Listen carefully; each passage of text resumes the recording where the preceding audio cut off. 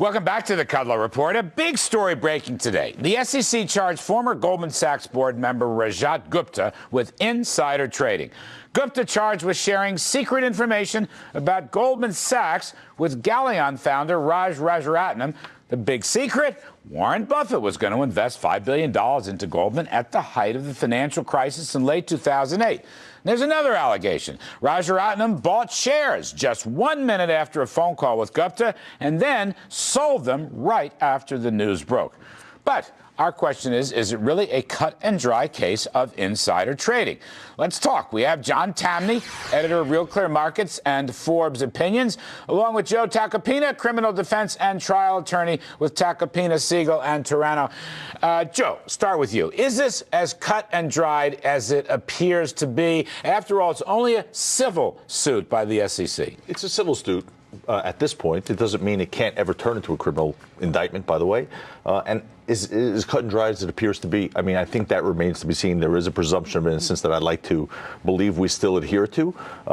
That being said, there are circumstances that look very suspicious. The flurry of calls over an 18-minute period, the activity from Gupta. And he was the director of Goldman, and so he had access to, quote-unquote, material, non-public information. Okay. Not only that, he was an investor in Galleon. Okay? Right. And so that's it was in his self-interest. So it's in his self-interest. So he had motive. He clearly had motive. I mean, if Galleon, and don't forget, he was very close with Raj. I mean, those two had done other deals before. All right. Let me get John Tamny. John, you've heard the distinguished defense attorney talk about this. John, you have a different take. You don't even like insider trading. How do you react to this story? Is it cut and dry? Should Gupta be fined, prosecuted? Raja Martin, too? What do you say, John? Well, I just think it's all immaterial. I think we should be embracing Galleon Group for being market sleuths and bringing necessary information to the marketplace. And we should say about Gupta that he is, in fact, to paraphrase Lloyd Blankfein, doing God's work by providing that information.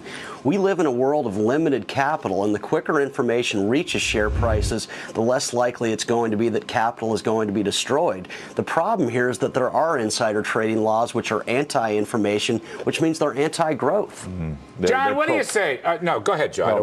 They're not anti-information. They're pro-balance. And if the market doesn't have balance, and if there is an imbalance of information in the market, people are not going to trust the market. What does that mean, balance? I don't understand balance. Well, you're either in or you're out. No, you're either legal or you're illegal. Let's take Imclone, for instance, right? Imclone. Let's just take that as an example. Sam Waxel, right, Martha Stewart, remember Martha Stewart? Yes, okay. You know, before there was an FDA approval on one of their products, the insiders in that company knew it. They acted upon it. They traded upon it. Before the public. Before the guy in Boise, Idaho. All right. No, good point. John Tamny, your response to that point. Well, lots of markets allow insider trading, and it's not as though there's an imbalance there. What's never explained is how this helps the small investor that good information isn't priced into the stock right away. That allows an investor who intends to sell to get that fair price. And if it's bad information, it allows the small investor to avoid buying the shares altogether. John, I don't see who's helped here. What do you say to the argument that insiders have material, non-public info, therefore the game is rigged, John, and therefore the so-called small investors, the little people, quote unquote, get screwed? Well, how do you react to that? I don't think they do. I think small investors always gain from it. Insiders, they usually say those are mutual funds and hedge funds. They are investing for the small investor, obviously mutual funds, but hedge funds through their access to pension fund money. So I don't buy the very supposition. I think it's always good for the economy if we get information priced into stocks right away. What is not good for the economy, Larry, is when investors, small investors, as John distinguishes them in his article, and I read the article. It's a very stimulating intellectually piece anyway, but I don't think it carries water because, you know, people, small investors, people who trade in Ameritrade and put their money into the stock market want to not think that it's a rigged game. You know, that was a large part of the reason that the market crashed in 29. They thought it was a rigged game. Investors who don't have confidence in the market will not put their money there. If the money's not put into the market, there will be no liquidity that these companies so desperately need, and the economy suffers. I have one I've got to get in. Stay with me, gentlemen, just for a second. CNBC's own John Carney is out there. He's charging that these are really big. John Carney, let me just bring in quickly. We're running out of time.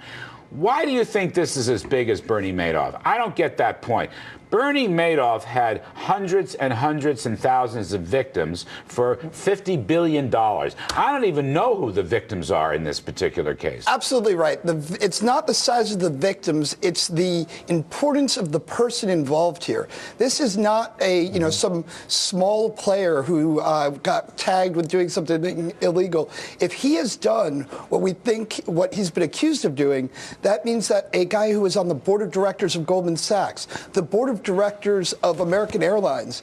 Even more importantly, he ran McKinsey for 10 years. If this guy is dirty, this is a really big case. It goes right to the heart. John Tammany, to make this an awful case, who are the victims? I'm trying to figure that out. Look, I'm not a lawyer. Joe may be right. The SEC may be right. You may be right. I don't know. I'm just trying to ask this funny question. Who are the victims here, John Tammany? I can't find the victims here because what occurred brought more efficiency to the price of a share price. Let me show you who the victims are. One victim, Larry, like there was a robbery victim, like a person got money taken out of the pocket. I'll tell you exactly who the victims are in this case. The victims are the investors in Goldman Sachs who trusted a member of their board of directors not to betray them by giving away corporate secrets to a hedge fund. But John Tammany, to coin a phrase, the great vampire squid Goldman Sachs has made money hand over fist for its investors, John.